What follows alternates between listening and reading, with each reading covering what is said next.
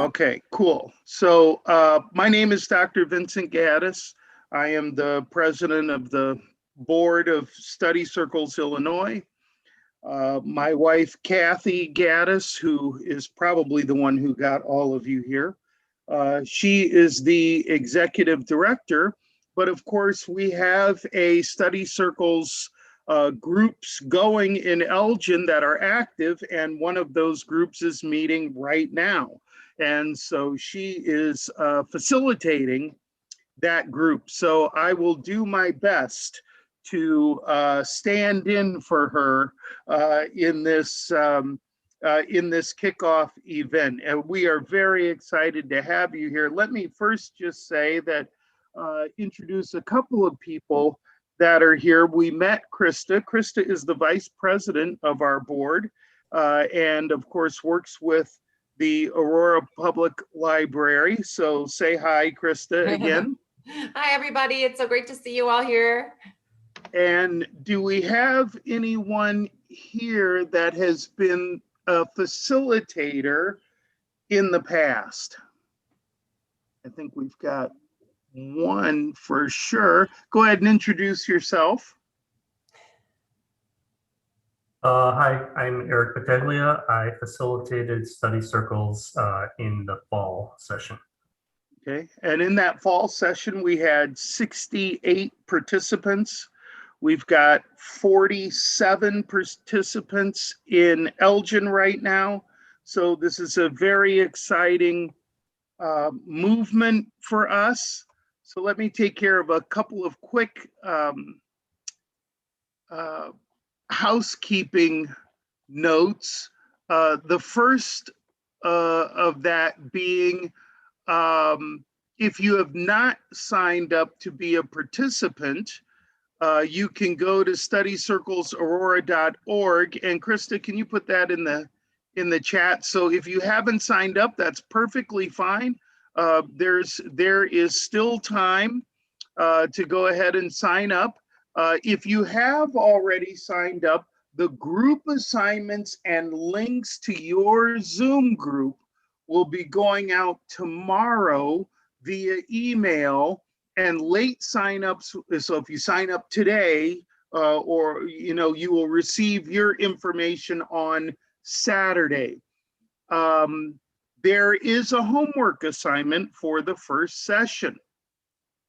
You're probably thinking, oh, of course, he's a teacher. He's making us do homework, right? But it's something fun, which is this.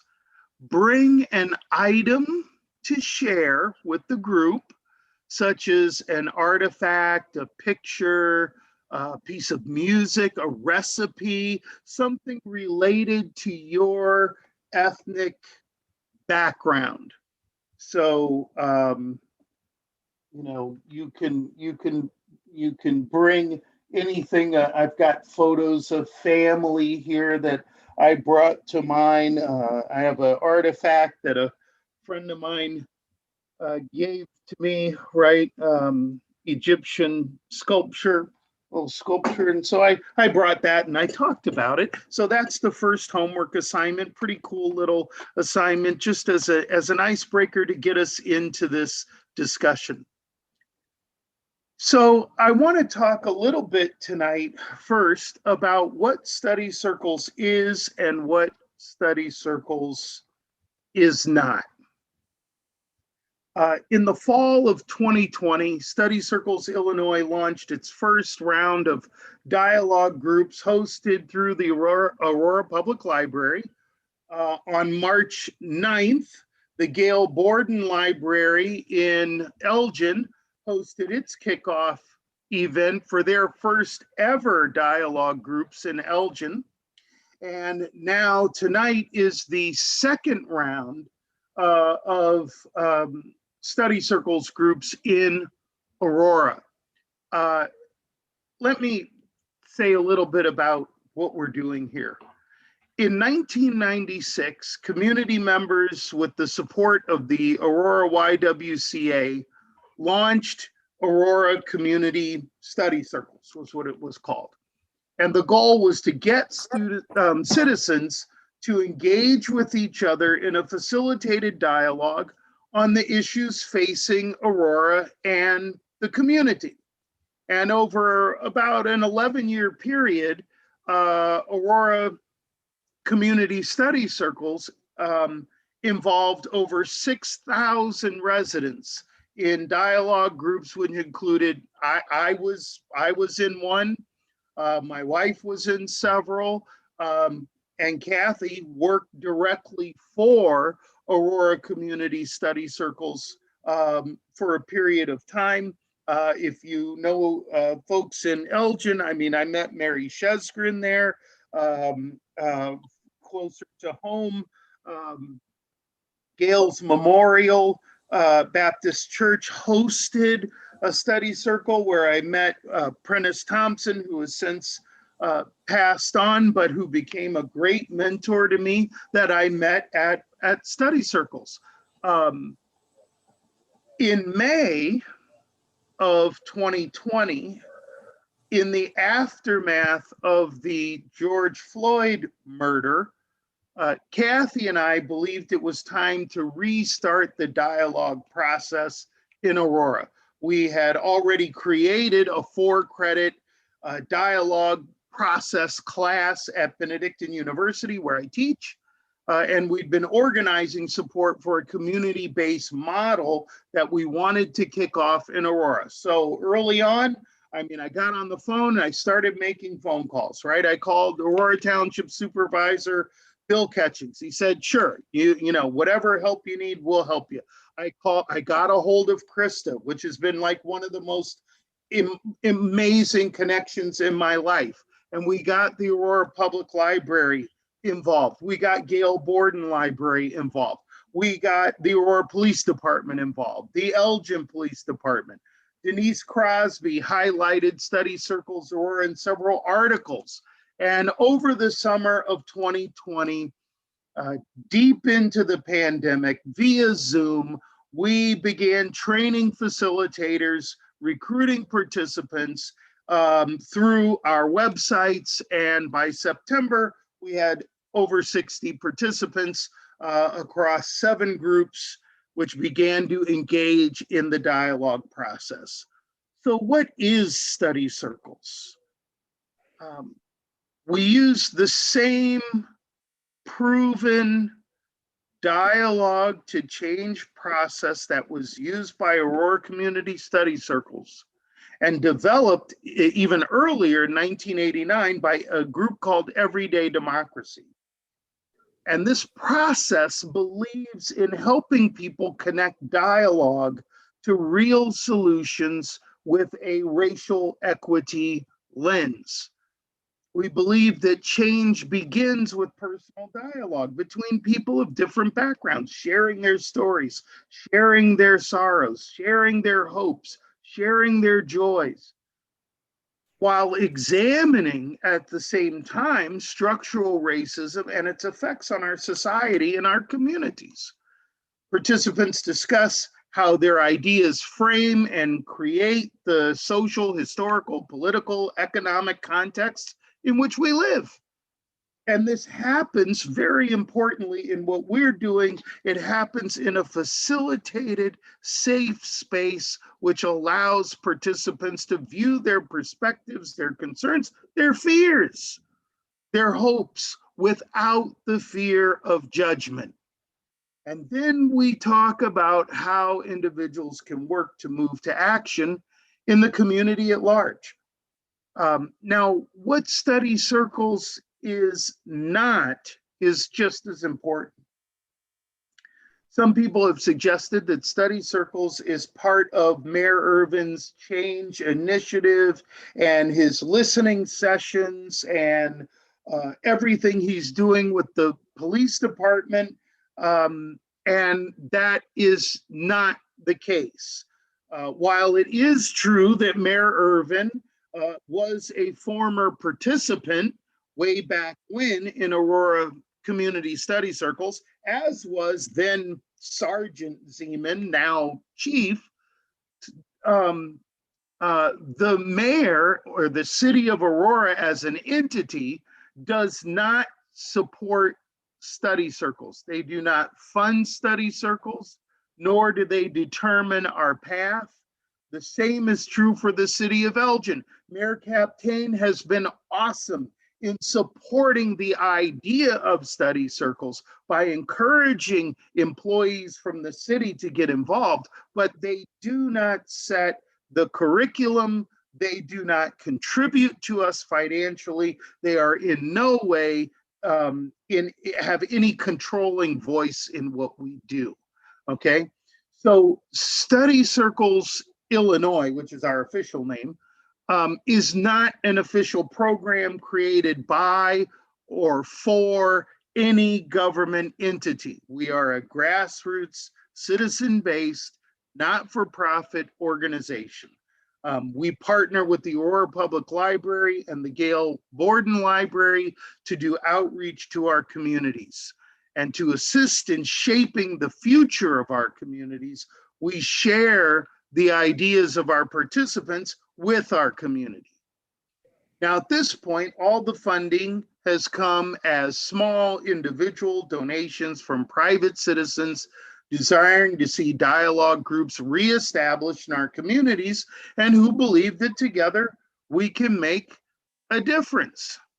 So I think that is important because some of the things that have come out of this thing over time, there's a reading group, there's about 6 people in this group now that started 20 years ago who are still reading a book a month on the issues of race and diversity, right?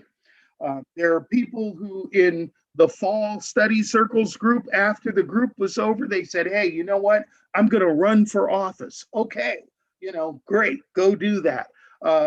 Other people decided they were going to get involved with other not-for-profits because they wanted to make a change. I mean, great, go do that. This is what Study Circles does. We give people the information, a language, not an expertise, but a language about these issues and help to give people the confidence to then take the next step in their own way. One of the participants in the fall was Karen Fallet Christensen. Some of you may know her. She is the Aurora Poet Laureate. And as a reflection of her participation in the first round of study circles, she wrote a poem, and I would like to read it to you now. It's called Tell Me Who You Are. Your hair, eyes, and skin have their own color. Your body has its shape and curve. I want to know more. I want to know what worries you. What makes you laugh? What brings you joy? What triggers tears? I want to know your recipes. I want to know what books you read. What music makes you want to dance?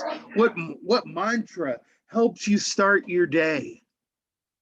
I want to know your pipe dreams, your nightmares, your secret longings, who you love, and why you do.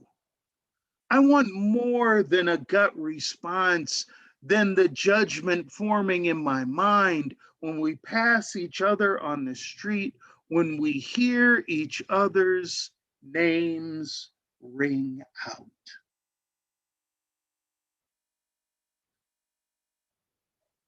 Now, tonight, we are very blessed to have with us a very special guest. And I'm going to turn things over to her in just a minute, and that is Dr. Elizabeth Boone. But let me introduce her to you because some of you tonight will be the first time you get to hear and know this amazing, brilliant woman. So Dr. Elizabeth Boone obtained her doctoral degree from Benedictine University in 2013 and holds an Associates of Science a bachelor's in business administration, and a master's degree in health psychology. She's an accomplished academic executive leader with analytical, communication, and negotiation business development expertise. Currently, Dr. Boone is a lecturer and facilitator in the Heller College of Business at Roosevelt University. As an experienced lecturer, she engages in course design and development to promote quality assurance efforts associated with course effectiveness. Her proudest accomplishments are supporting and giving her time and efforts to the social welfare of others. As a member of the NAACP Education Committee, she has led and facilitated events that contribute toward restructuring and re-engineering policy for students in the western suburbs of Chicago. Her impact on the Equity Advisory Committee and the Diversity, Equity, and Inclusion Committee for District 308 in Oswego has prompted a move toward the change in existing policies. In addition, she is the second vice president of the DuPage County branch of the NAACP and a member of the Public and Communications Committee. She recruits and facilitates Gen Z students to author a monthly newsletter. Dr. Boone believes that supporting the minds of our youth encourages positive thoughts and behavioral attributes required to be progressive and successful in their future. One important aspect is that she promotes travel as a key proponent to education beyond the classroom. Her corporate roles provided her the opportunity to travel the globe and excel in technology sales and marketing. Dr. Boone was honored for her innovative and creative work in the travel field while supporting the goals and technical objectives of travel agents. She pioneered the online travel reservation systems that we all know and frequently use today to secure travel arrangements. So even though going into tonight, you may not have known Dr. Boone, if you've traveled, you know Dr. Boone. So let's give a hearty Aurora welcome to Dr. Elizabeth Boone. Wow, wow, wow. I love that. Ben, Dr. Gaddis, you're amazing. You are absolutely amazing. All I can say is I spent time, just so you guys know, working with Dr. Gaddis for quite some time. And we pulled off some very, I would say, unusual feats when we moved our entire course design and curriculum from face-to-face classes to online courses. And that, for some people, was quite a challenge. But we're over that now, right, Dr. Gaddis? Yeah, okay, sure, we're over that. We're moving on. So let me just say thank you, Dr. Gaddis, and of course, Mrs. Kathy Gaddis in her absence, for this opportunity, just to share such a dynamic topic during this time, because it's so needed and it's important to the well-being of all people. Everybody's going to benefit when you sit down and you dialogue. So I'm going to follow my journey through the power of dialogue, the power of action, and how my journey was changed by both dialogue and action. So what I did was I came up with a theme, and my theme is discover your compassion within. Build a capacity to feel remorse for others' suffering or misfortunes, and develop compassion through your discovery. So I know that's a lot to unpack, but if you really think about it, your life's journey is actually being driven by your compassion and what you feel seriously some form of concern about. Now, whether or not you act on it, that's what we're going to talk about, because it's the action piece that really brings it all the way full circle. So I'll begin our discussion with a question. As a teacher, as an educator, you know, we always ask questions. So what I'd like for you to do is to keep in mind, think about, what do you feel when something tugs on your heartstrings and lures you in and gets your attention, waking up some spirit inside you to take action. And yet you look around and there's nobody standing there. You're standing alone. There's no support for your idea. There's nobody thinking like you're thinking. Or the thoughts that you have about making a difference and creating a change, no one else has those same thoughts.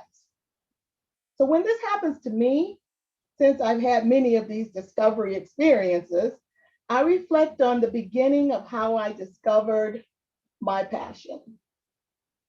And my journey began in high school. I happen to have had a high school counselor by the name of Dr. Wayne Dyer. Some of you may have heard of him. While he was working on his postgraduate work at Wayne State University in Detroit, Michigan, he was at my high school. I didn't realize who he was and who he was going to become, or what a powerhouse he was when it came to his dialogue. He wrote many books. He has many quotes. And of course, he's done many, many TV appearances and tours. Some of you may have heard of him. Since he did become a well-known best-selling author, all of his books were psychological, and sometimes he would use students as subjects. The reason I bring this up is because one of the quotes that he said was, "When you change the way you look at things, the things you look at change." Think about that. And then I say, it isn't the changes that do you in and cause suffering. It's facing the fears that can accompany the change. Because what I've come to learn as a student of organizational change and a professor in the discipline as well is this: people resist change because of its uncomfortableness.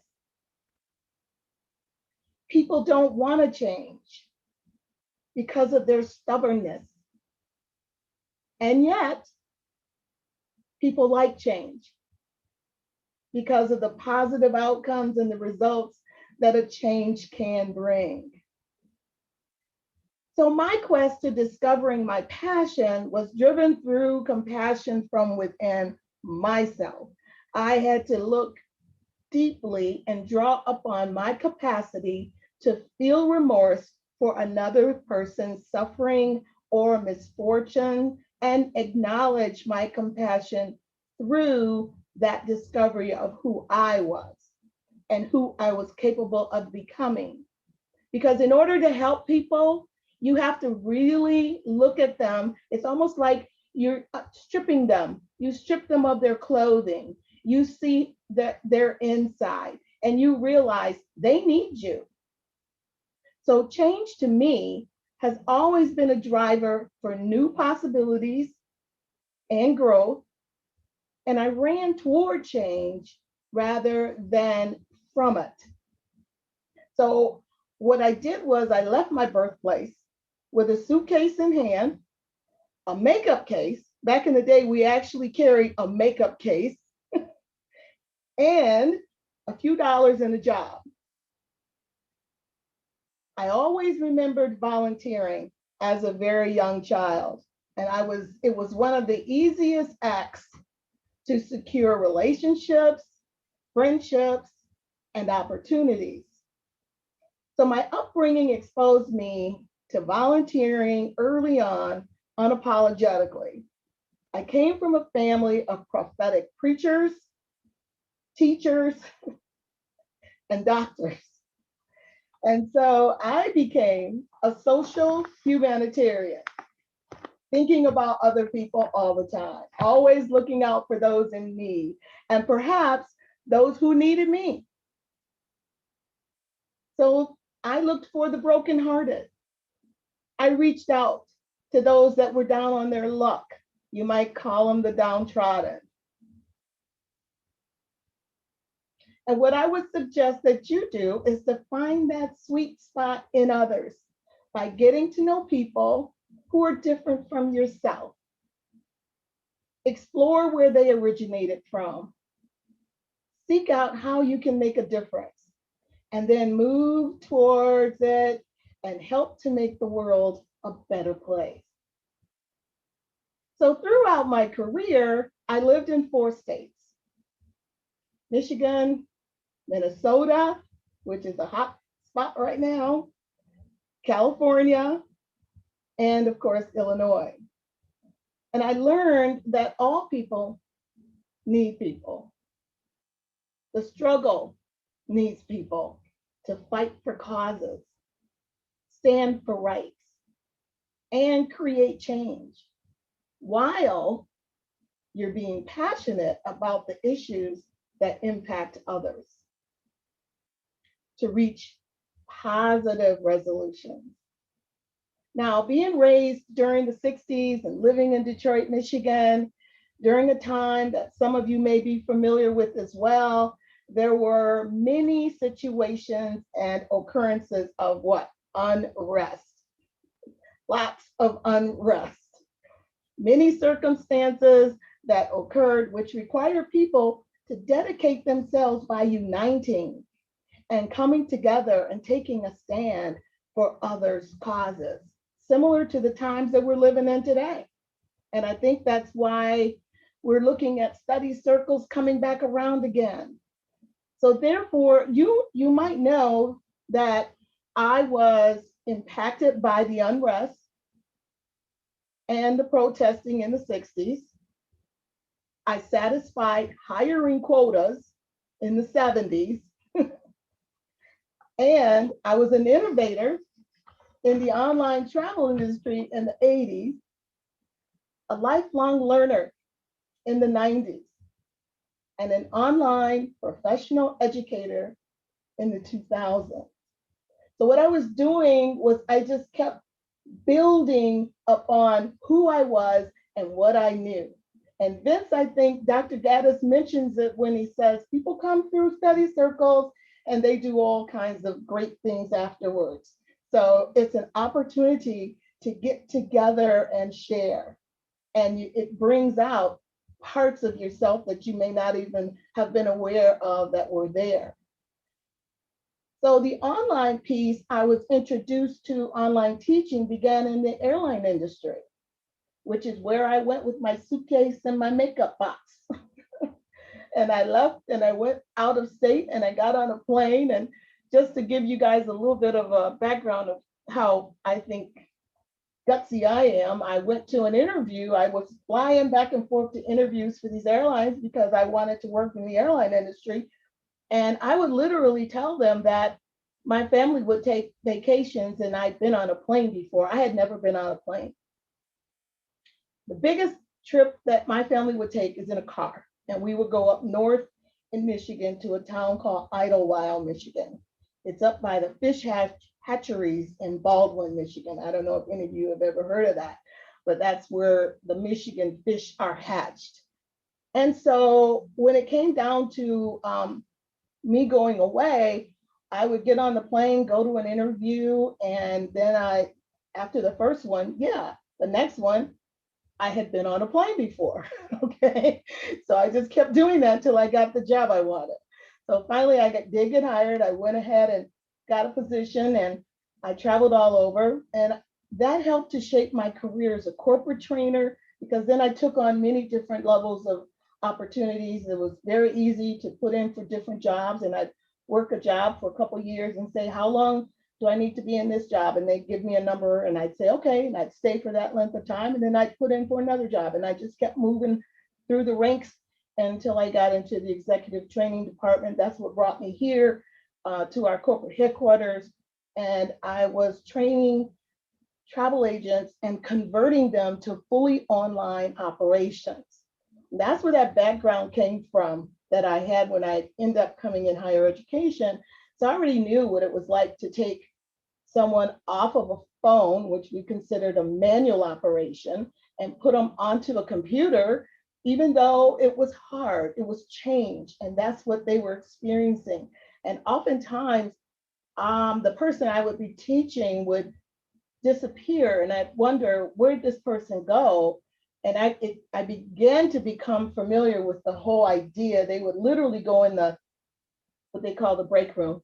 They would go in their break rooms and they would call the airline still to try to get that booking made by someone other than themselves when we were trying our darndest to teach them how to do it themselves. So it was a process, and as you know, as you can see, it turned out fine. But back then, no one could imagine making a reservation on a small computer, like a handheld thing. Nobody could imagine going to the airport without a ticket. That was unheard of. And we were telling them, no, there's going to come a time when you're not going to need a ticket. You're literally going to go to the airport. But many, many people would leave their home, get so far close to the airport, and then what? Oh my God, I forgot my ticket. And they would literally have to turn around, go back home, miss the flight. All of these things would take place. And so what we were telling people, our professional travel agents, was that they would have a whole world opened up to them if they would just let go and accept the change and go with the flow. And eventually, it would all come to fruition, and it's here now. So this experience spearheaded some of my proudest accomplishments, which were laced and realized while continuing to reach back and support others as they were climbing. I always remembered the poem, Others, a favorite poem of my mom's by an unknown author. And it goes like this. Lord, help me to live my day from day to day in such a self-forgetful way that even when I kneel to pray, the prayer shall be for others. Help me in all the work I do to ever be sincere and true, and to know that all I'll do for you must needs be done for others. Let self be sacrificed and slain and buried deep and all in vain. May efforts be to rise again, unless to live for others. And when my work on earth is done and my new work in heaven begun, may I forget the crown I've won while thinking still of others. Others, Lord, others, let this be my motto.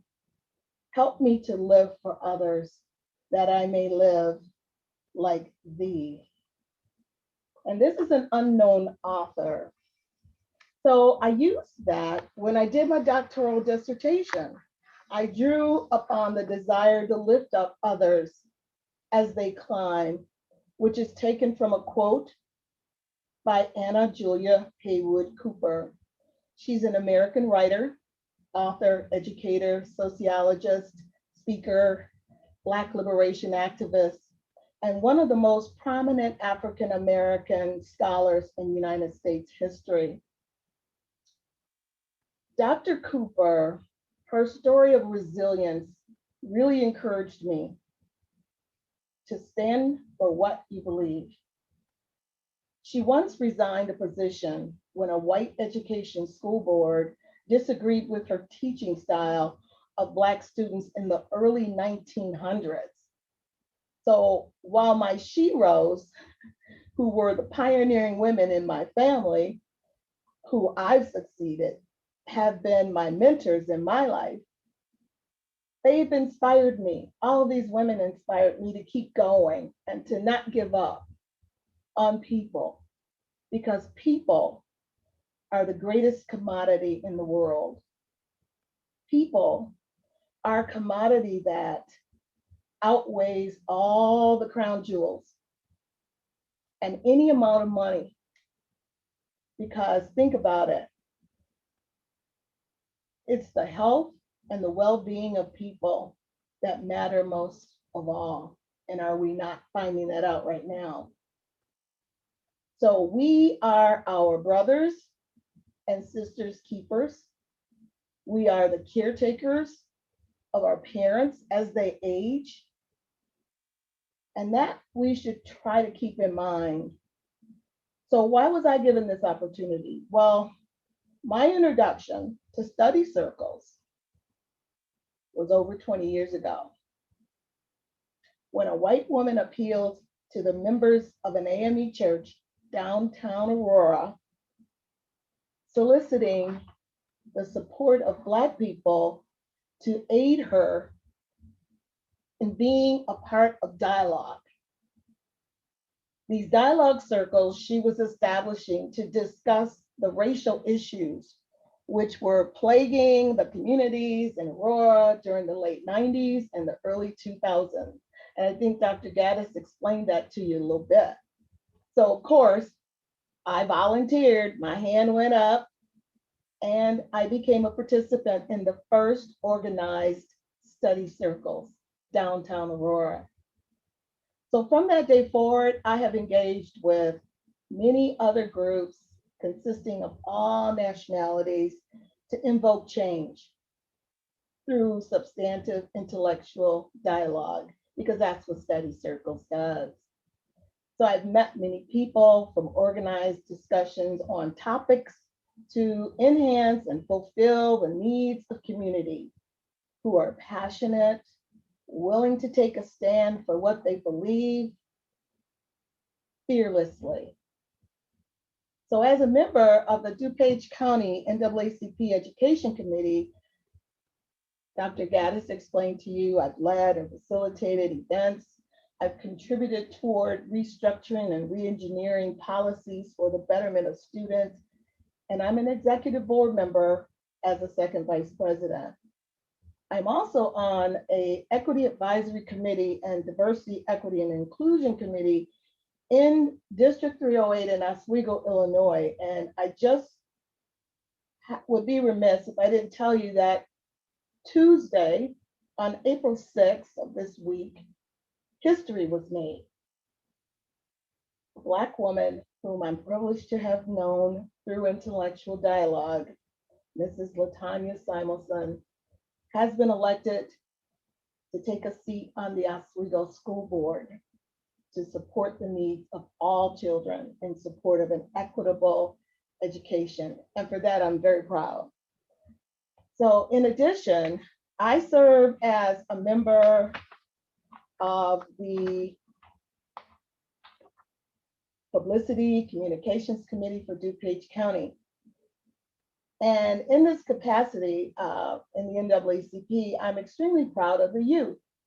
What I do is I go to the high schools and I recruit from the districts. So I work with administrators, and I went to 308 and to 204, and I was able to acquire 5 what I consider very peppy Gen Z students to write and design a very important newsletter, which is for a national organization. And that in itself is amazing. So through dialogue and virtually developing a project that we are very proud of, these 5 young people are beginning, because they're sophomores and juniors. I bought them all APA books. So now their writing style is going to begin in high school. And I tell them how important it is, because yes, they love to write. They do graphic art. They're smart. They know all the social medias. So the NAACP, you're going to be seeing some probably a lot of social media coming through on Twitter and Facebook and Instagram. And if you guys are not members, please join. It's $30 a year. It's not a big, huge chunk of change out of your budget. but all people are asked to be a part. This is not a one culture organization. Although you might know the history and why it started, but now we are supporting people in need in all nationalities and all walks of life.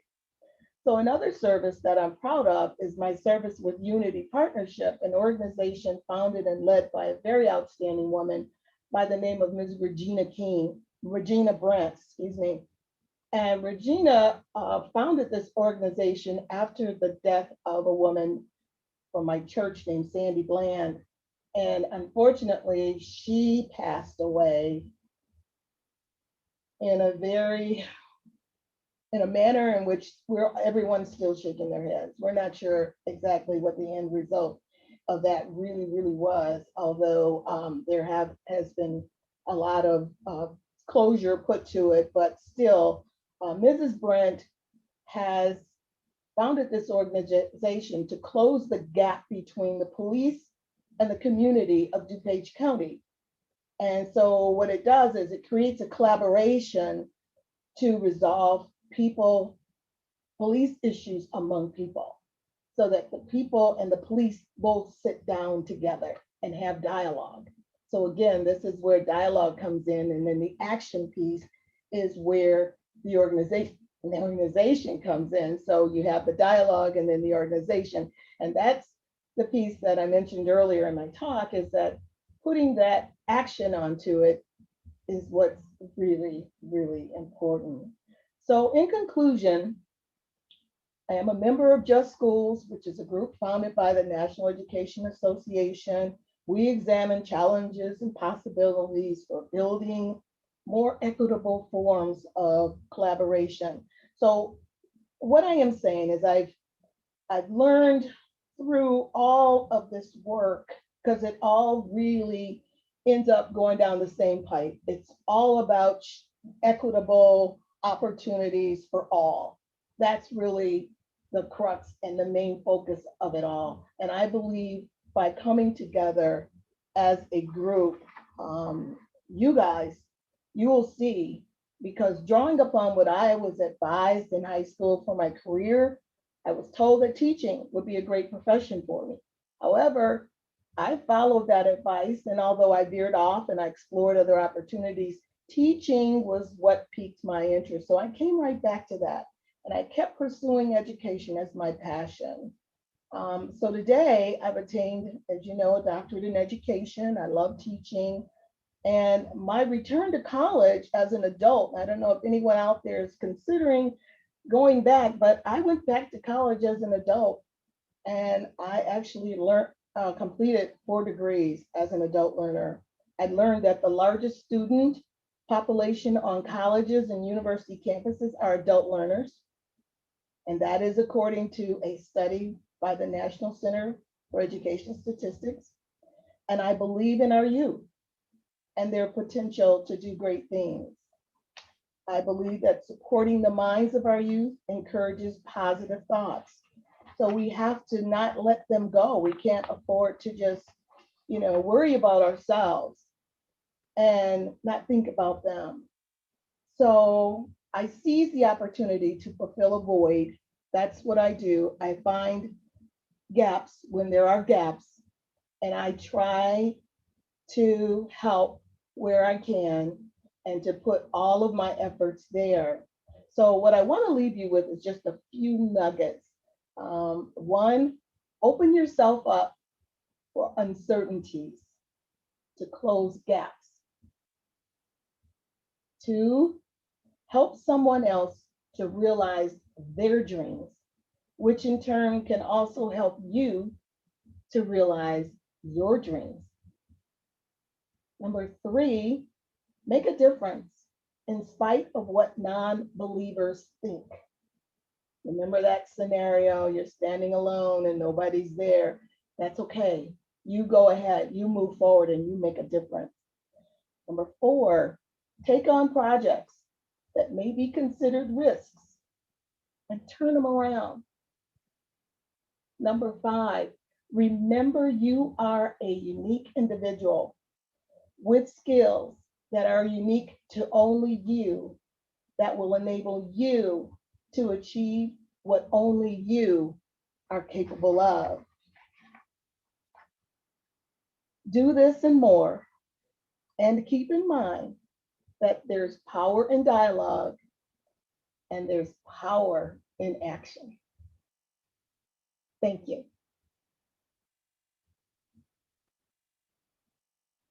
In a Zoom world standing ovation way.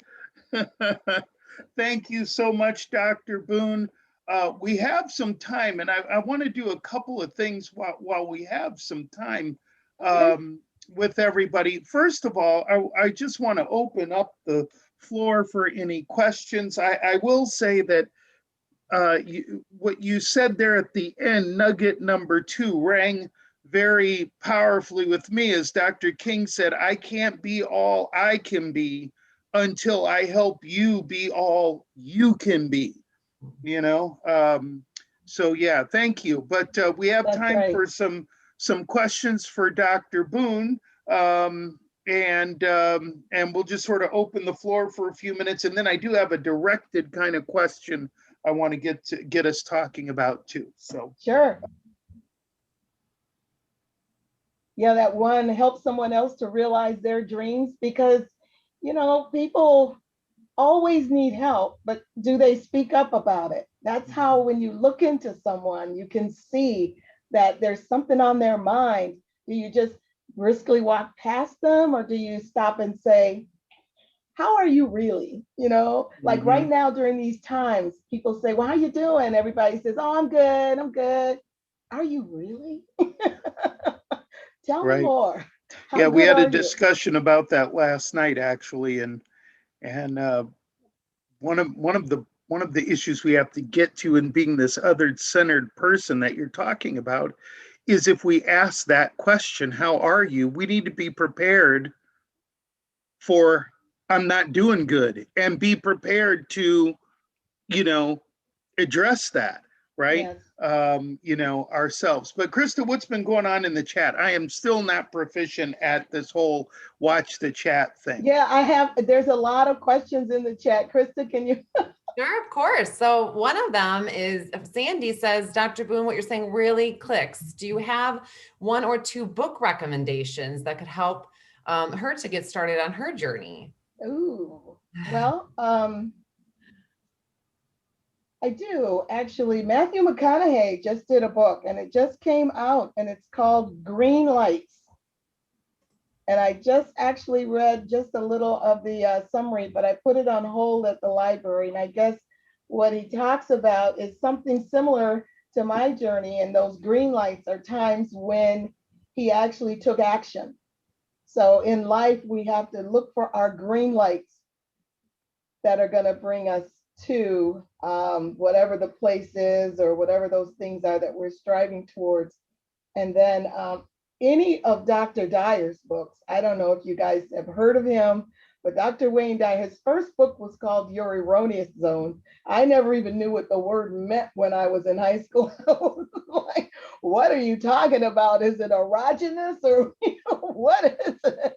Well, it was that, you know, we all have these areas in our life that are just like erroneous. They're just not, they're not perfect. You know, we're not perfect. And I guess that's what he imparted was amazing. So any of his books are really good to get you going if you just Google Dr. Wayne Dyer. So is Anne still with us?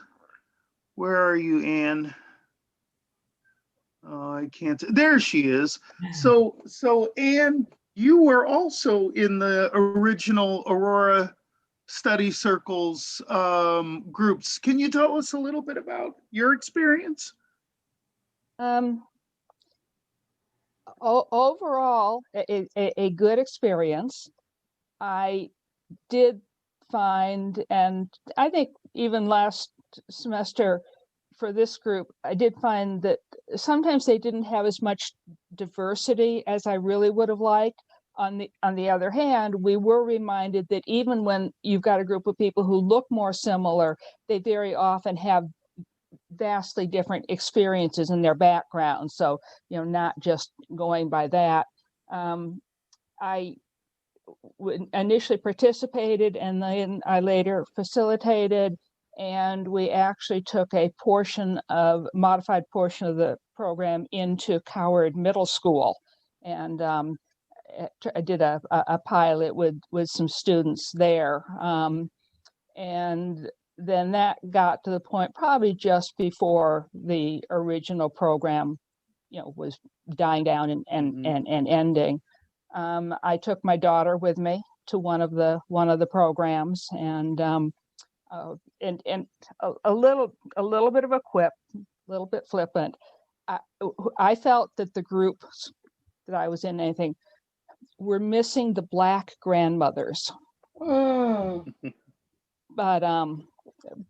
overall, a positive experience, and I am thrilled that it is becoming available again to a new group of people in the communities. Right. Well, I don't know, because if it's my grandmother, she might make you go out and get a switch. So. So I want to just ask a general question, and we can just chime in. I don't really get into like calling on Brady boxes, but what's drawn you to this event tonight, and what are you hoping to get out of study circles? Anybody can go. I'll chime in because I'm Black, but I'm certainly old enough to be a grandmother. I don't have grandchildren yet, but I'm a teacher, and one of my students actually asked me if I had grandchildren. Oh. Well, I don't yet, but I said, Don't my look son a day is over 25. How could you have grandchildren? Yeah, really. I have a 25-year-old son. That's how. But actually, the reason I joined was a friend of mine participated in the circles last quarter, I guess it was, or last session. And she suggested that I might want to join. And she thought that my background would be a welcomed addition to the group. And so I guess y'all were looking for older Black woman, and I'm an older Black woman.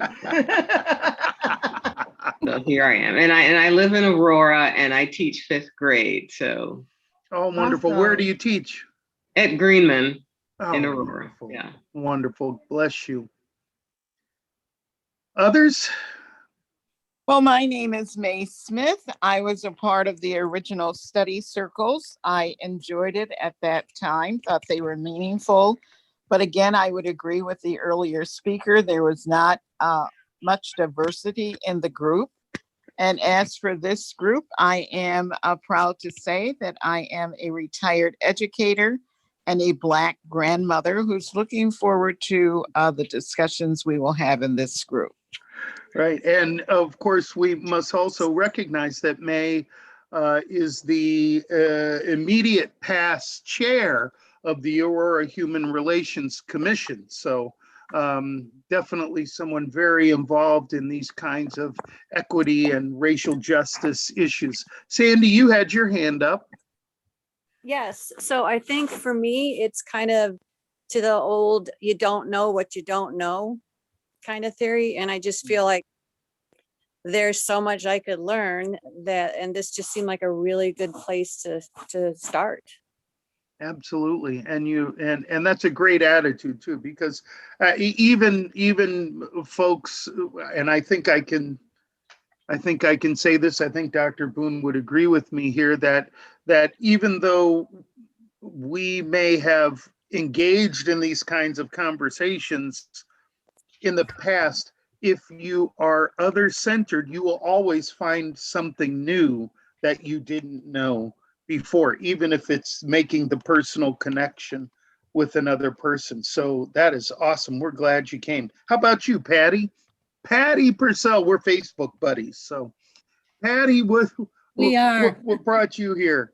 So I had participated in the study circles last fall, and it was such a great experience. I learned a lot. I met a lot of really awesome people, Dr. Gaddis being one of them, and Kathy, his wife, and some others.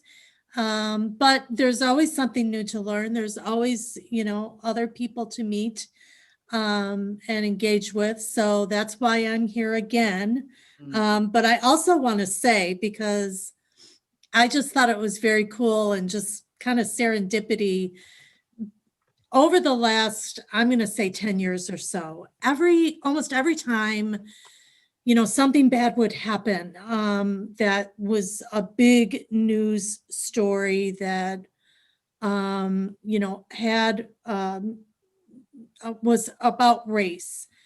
I would always think to myself, gosh, I wish Aurora still had those study circles, because it's something that we could really use right now. And I had not previously participated in the original study circles. However, I was aware of them because my son was in the after-school program at the YWCA. And so I was at the YWCA a lot.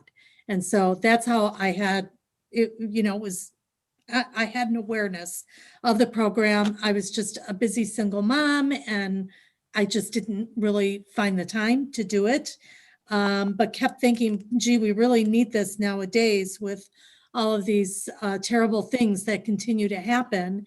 And I started posting on Facebook on one of the Aurora forums, hey, does anybody know what happened to that program? Does anybody know if the library ever still does anything about that?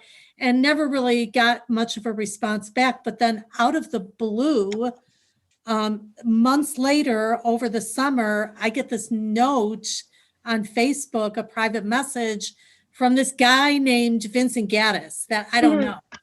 And I didn't really want to open the note because I didn't know who he was. And I thought it might be spam. People who do know me don't want to open the notes. Well, I finally did. I just kept on looking at it over several days. And actually what made me open it, it's kind of funny because I noticed on his profile picture that he had a bee on his shirt. And I knew it was the Benedictine University logo. And I was like, I don't know who this guy is, but I think he's from Benedictine because of his shirt. So I'm gonna open this message. And, he said he saw my post about the study circles, and if I was interested, sign up. So here we are, and I'm looking forward to another round of this. So Awesome. Thank you, Dr. Gaddis. That's a great story. Thank you, Patty. Because hey guys, I just wanted you to know I have placed my book list. It is over 100 books. Dr. Gaddis has contributed to that, but I have given it to Krista, and she is going to make sure that you all have it. And I believe that if you're in a study group that is not as diverse as you would like it to be, these books will give you the kind of depth that you need to carry your conversations on, because you'll be reading authors like James Baldwin, and you can, really get into the meat and the guts if you have a reading opportunity together. So enjoy those books, because I did put that together with Dr. Gaddis's help as well. Oh, wonderful, wonderful. Mary Ann? Yes, And then we'll go to Valerie. I'm here because of someone else whose picture I saw when I started here, Eleanor Wegman, who I know was part of the long ago groups. And I think you mentioned there was one of the original groups that continued to be a book group. I think she's talked about this many times. She and I go to the same church. I don't live in Aurora, and she does. But I've often said to her, oh, that sounds like a really interesting group. I hope somebody does that. Well, after this summer, with all the protests and the Black Lives Matter and all the stuff that went on this summer, I felt like I wanted to do something, but helpless. Like, what can I do to make a difference? Where can I start? And actually at our church, St. Thomas in Naperville, our social justice component there started doing some things, and we all started off reading Just Mercy and having discussion groups on that. But then we talked about, okay, what do we do next? Well, this Lent, there's been a focus on racial justice. And as a part of that, Eleanor and I and a number of other people have been in a discussion group that has met every couple of weeks. And when Eleanor heard that these study groups were going to start up again, and so she told us about them, and I think she forwarded the invitation to me. And I thought, this is something that I've heard a number of people say, if only I knew some people really well who are the victims of injustice. I don't know that many Black people. I don't know what really is happening. I need to know that. And so I thought, this is perfect. And then Eleanor mentioned that there's some people that may be interested in Naperville getting groups started here. So I'm here to try things out, see how it works, and potentially, if there's interest in continuing into Naperville, potentially do that. Excellent. And there is some interest there, and I'm the I don't know, whatever. I'm the network put people together guy. And so one of the things I've been moving on is trying to get us, we've got some folks interested in St. Charles, Lombard, and Naperville. So yes, we will eventually be moving study circles there. So it'd be great that we have some folks, who go through, who we can call on for that. Valerie? I am interested in this group because I think it'll be a nice complement to a group that has started at my church, in which we, over the last 6 months or so, have been discussing racism and systemic racism and policing issues and what possibly we can do about it. I'm also interested in seeing Miss Leonard there because one of the things my church does is to participate in a kids mentoring program at Greenman School. And I've been really impressed by that school. So I was looking to extend my circle of knowledgeable people about these issues and be able to focus on what's going on in Aurora. Mm-hmm. Oh, wonderful. I thought I recognized your name. There we go. Art? You're on mute, brother.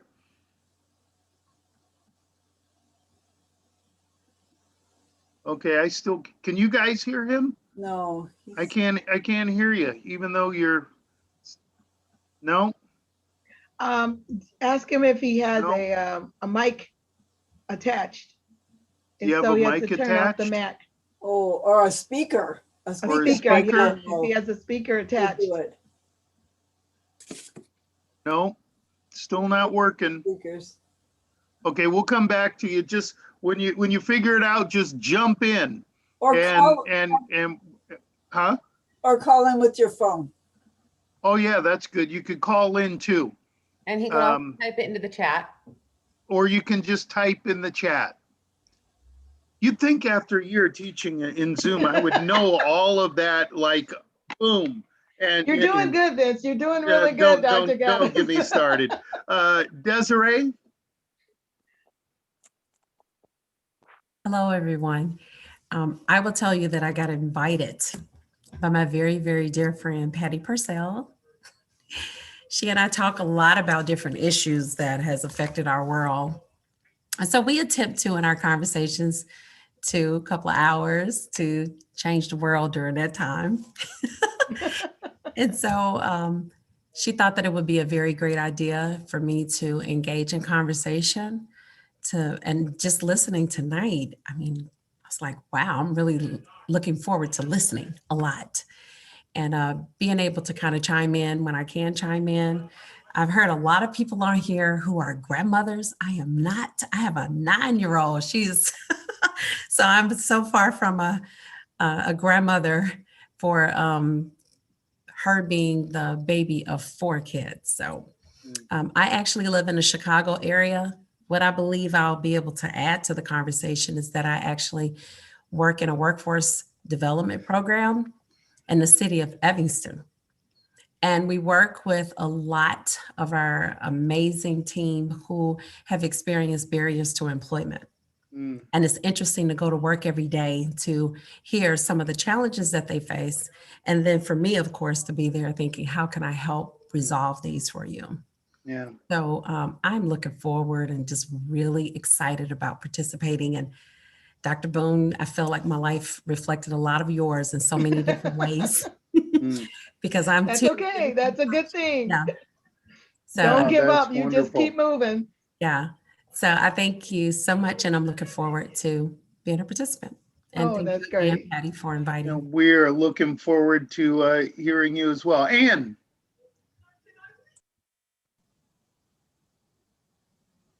The comments of Valerie and what Desiree has just said lead me to something that's, you know, a little bit not to the immediate item, but from years with PTA and having kids in school, but also speaking to this, there's a lot that needs to be done to help every child come out of school with a sense that there really is a place for them in the workplace. That's right. Now, I know some of our social media and all of that distract these days, but somehow just have to keep working with all elements of the community to, you know, have the kids come out with a sense that there really is a place for them out there.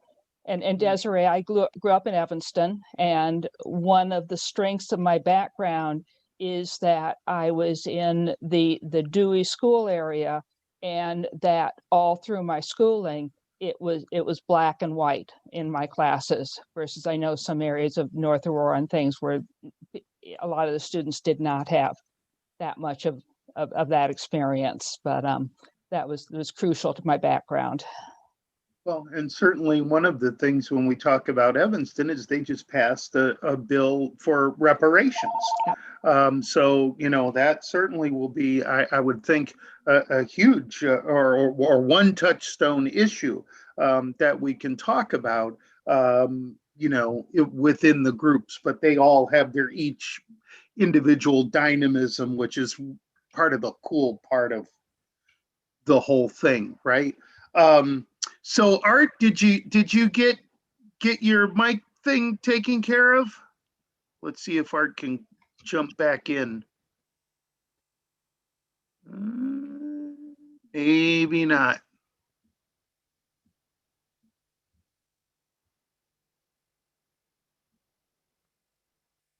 And we lost him from the Zoom. Oh, darn. Someone's on the phone. Yeah, well, we were gonna have a party when Art got in, right? But that, well, there's his face. Okay, is he phoning in? Oh, there you go. The phone is on mute. Take the phone off mute. Yeah. Or Krista, can you unmute him? No? He just has to put *6 and he should be able to unmute himself. Oh, there you go. *6, Art. Thanks, Nicole. We can almost hear him. *6, Art. Can you hear us? No. Well, good he's thing we unmuted. find. Try speaking, Art. Oh no, the phone, he has to unmute it. He did it. You did it. Talk. I heard it. Okay. There you go. You can talk now. All right. Well, actually, okay. I actually tried to join last fall, but unfortunately there was an issue with the computer, and so I wasn't able to get through. So I registered this time, and hopefully it's working. Mm-hmm. But as far as, you know, I'm just be wide open about it. I really don't know what to expect. Okay, barely coming through, Art. One more thing. Okay, how's that? There, that's much better. Okay. So I didn't know what to expect. I still don't know what to expect. I know I have some ideas about what it's supposed to do, but I expect to be completely wrong about it. So, I don't know what else to say. Okay. We've got some feedback. Okay, you can remute your phone there, Art. Thank you. Okay, so Mavis, you've been uncharacteristically quiet this evening. I actually had to step away for an Aurora Debs meeting for part of the night. So I would like to know how to listen to the recording so I can have a redo. But I am here because I was part of the original Aurora study circles. What year did you say that was? Oh, they first started in '96. I think it was earlier. Might be earlier. I think it was more like 76, but well, I mean, my kids were little and they were born back in the 70s. So I'm here because I found that such a rich experience to communicate with people from my community who I wouldn't have gotten to meet otherwise. And I'm just looking forward to it again. I think the original study circles were formed because of so much gang problems in Aurora, as I recall. And but heaven knows we've got plenty of systemic racism. Plenty. I went to one of the listening sessions, one or two at City Hall, and Kristen Zeman was there, and she seems like such a nice person. And she was talking about all the work they've done to fix the police department. And there was, in both sessions, there was a man in the back of the room who stood up and said, "Why am I getting the crap beat out of me all the time by the police? If the police have done all this great work in, fixing the police department, and you don't need reform, then how come I'm getting beat up by the police?" So if there's something I can do to help with that, I hope maybe something like, some small part of what we do could have something to do with that. Absolutely. So that's why I'm here. Absolutely. Well, that is wonderful. Anyone else want to share? If I'll go again. Well, Sandy, that's what dialogue is all about. I think I had, my parents have always been very open. But when the riots happened, especially in Aurora, I was at a neighbor's house. We were having a cocktail. I get home, someone texts me about it, and I was afraid to go out of the house. And I remember taking my dog, to the backyard, which is fenced in. And I had this kind of epiphany for a moment. And I go out and I thought, oh my gosh, what if a Black person hurts me because the way I look, that I'm white, and they don't know that I'm on their side? And all of a sudden I went, well, damn, that's probably, I'm sorry, I'm not sure if I'm supposed to swear, but it kind of made me realize that this is the way I'm assuming they have felt for, generations. And so it really hit me at that moment. To help. That's powerful.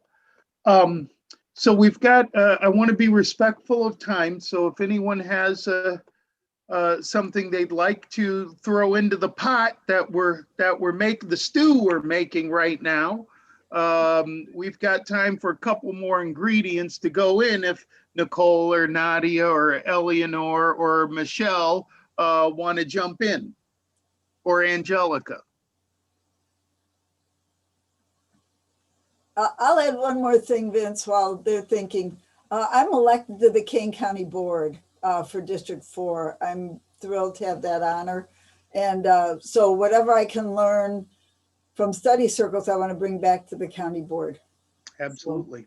So one of my missions in life. Well, because and I don't know how much you all are familiar or have read Ibram X. Kendi's book, How to Be an Anti-Racist, which is a good book. I would rather you read, stamped from the beginning, The Definitive History of Racist Ideas in America, which is a rip-roaring, gut-wrenching read that I mean, I rarely do I read a book where I'm questioning my own thinking. I mean, I had to reevaluate a whole lot based on that book. But at any rate, in terms of what Mavis is saying, and one of the things I think is important that comes out of a study circles experience is the ability to articulate, what does anti-racist policy look like?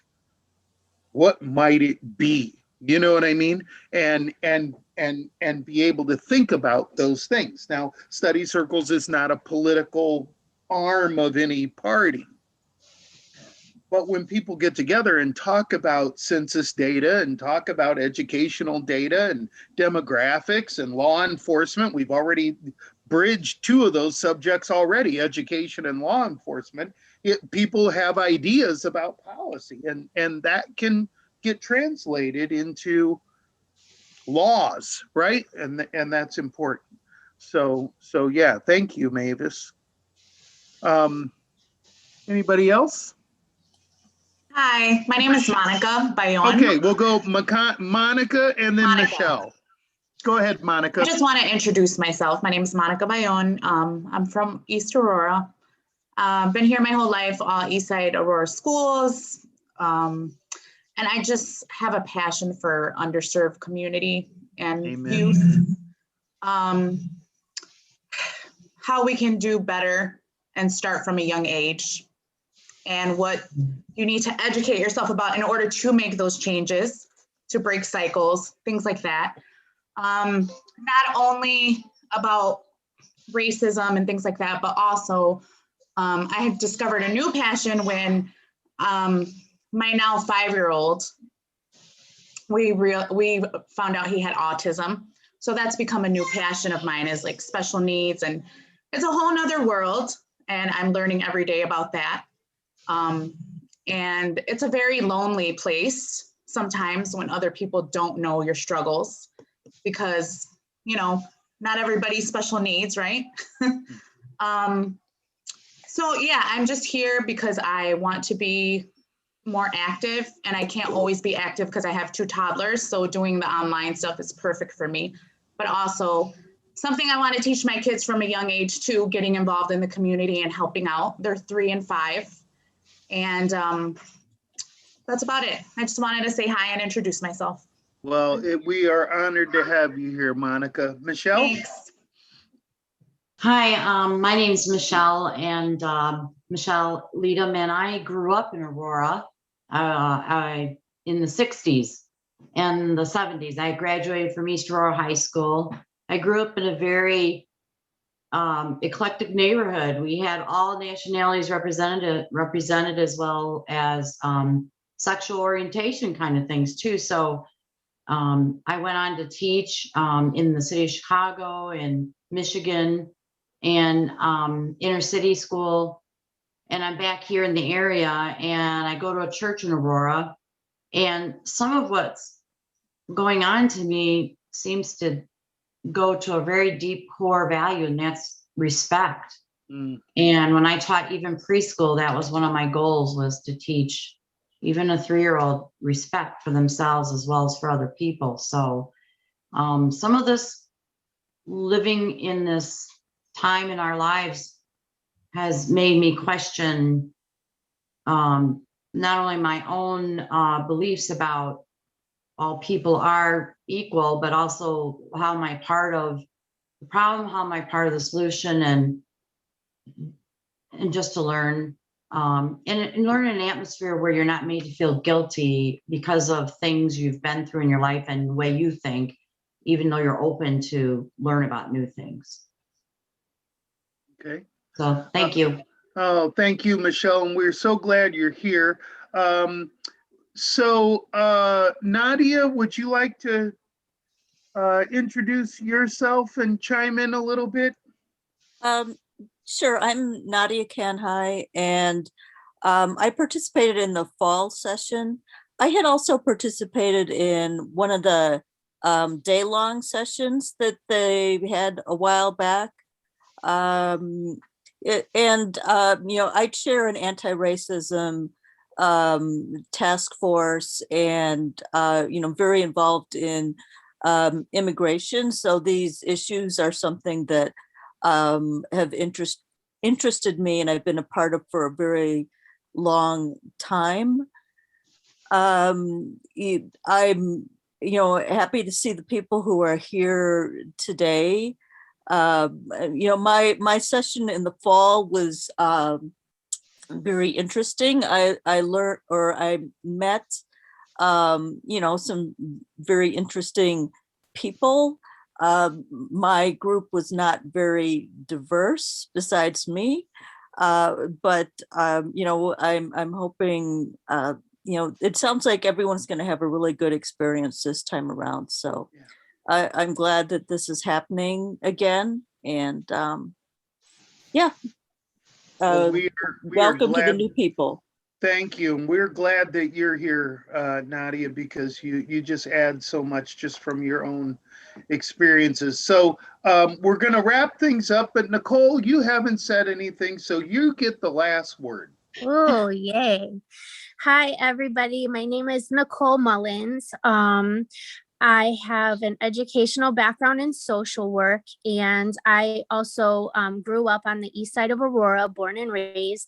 I did live in Miami for 10 years, which was an awesome experience because the diversity down there is like, I never realized growing up in Aurora with predominantly Mexican and Puerto Rican Hispanics and Latinos that there are so many different Latino cultures and Caribbean cultures, and that they're all so very different in a lot of ways. My interest in study circles has stemmed from since moving back from Florida in 2012 to oversee a nonprofit that I started called Culture Stock. I've been very engaged in the local community.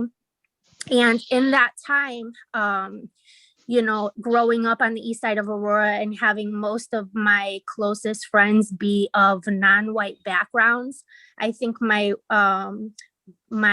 ear is a little more tuned in. My cat's attacking me. My ear is a little more tuned into some nuanced implicit bias that people say or think without even realizing how harmful it is, and how prejudiced it can be. And one such thing is, you know, without going super into detail, I remember about 4 or 5 years ago, I had participated in a community meeting. It wasn't hosted by the city of Aurora. It was organized by some downtown Aurora people talking about what the vision is for downtown Aurora. And so as the panelists went around talking about their experiences and answering questions from the audience, which was all white except for one of the facility employees and then one person that worked for the city. A question that came up was, how are you making diversity, or how are you making sure that the bodies that make the decisions are as diverse as the community that they serve?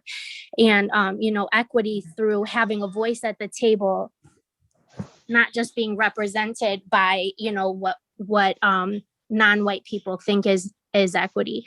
And, you know, one of the answers, and I've heard this brought up in other capacities, one of the answers was like, well, we do volunteer work at Hesed House and Mutual Ground and the food pantry. And, you know, I think as white people, we need to remind ourselves that being non-white does not equate poverty. It does not equate to battered women and homelessness. And I think a lot of times people think of, diversity, equity as charity, social services, and it's not one and the same. It should never be considered one and the same. And I think I just wanted to share that with everybody as we move into these smaller groups, and just keep that in mind in challenging your initial thought processes, that if you are thinking of diversity, equity, and all of that as social service, as outreach, as poverty, then you need to that's where your inner work lies. So thank you, and I'm glad to be here. Wow. Okay. I'm glad I saved. I waited until last to call on you, Nicole. That is awesome. And there's a couple of sessions that are specifically about these kind of issues of implicit bias and how we see it and everything else. So thank you so much. Well, everybody, I really appreciate you coming tonight. Dr. Boone, thank you for those super inspiring words and nuggets for us to take forward. And tomorrow you will be getting your group assignments, so be watching for that in your email. Krista is going to get the recording to everybody. Yes? Yep, the recording and the book list that Dr. Boone shared. And then I can also link the chat if everybody's interested. I've saved it, so. Okay, wonderful. And if you have some friends you want to, grab them and pull them in, get them to the website and register them. We can still get them into groups. So, go get 3 or 4 of your buddies and we've got time to bring them in. We've got enough facilitators for that. Thank you, Krista. Yeah, study circles, aurora.org.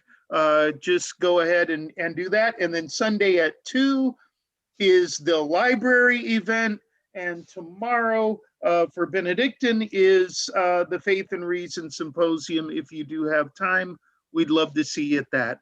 Thank you all so much for your time and attention.